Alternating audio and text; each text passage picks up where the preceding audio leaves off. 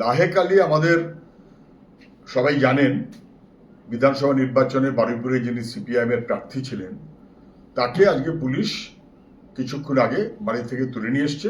সম্ভবত গ্রেপ্তার দেখাচ্ছে, অন্য কোনো একটা জায়গায় নিয়ে গেছে। কোথায় নিয়ে গেছে আমি জানি না, কিন্তু এটা না বোঝার কোনো কারণ নেই যে আরএসএস পরিচালিত সংবাদ মাধ্যমের চিত্রনাট্য অনুযায়ী পুলিশ মন্ত্রী যদি চলেন তাহলে সেটা খুব বিপজ্জনক, যার সঙ্গে বাস্তবের কোনো সম্পর্ক নেই। এটা রাজনৈতিক উদ্দেশ্য মনোভাবে, রাজনৈতিক উদ্দেশ্য প্রণোদিত হয়ে এই গ্রেপ্তার করা হয়েছে। কোন ঘটনায় গ্রেপ্তার বা ইত্যাদি ওরা নিশ্চয়ই পরে দেখাবেন, কিন্তু যেটা বলা হচ্ছিল লিঞ্চিং বা কিছু একটা, সেই ঘটনা যখন ঘটেছে লাহেক আলী তার চাইতে পরে ওখানে পৌঁছেছে। তদন্ত করলেই বোঝা যাবে, মিডিয়ার ফিড পেলেও বোঝা যাবে।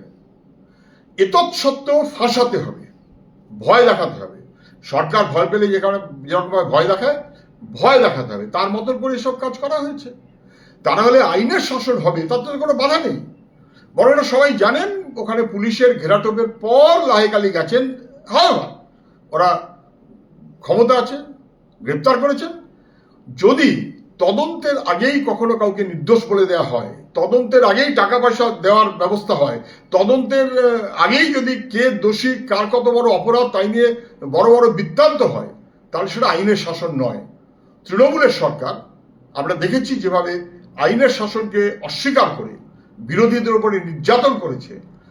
রাজনৈতিক উদ্দেশ্য প্রণোদিত হয়ে বিজেপি কি একই পথে চলবে?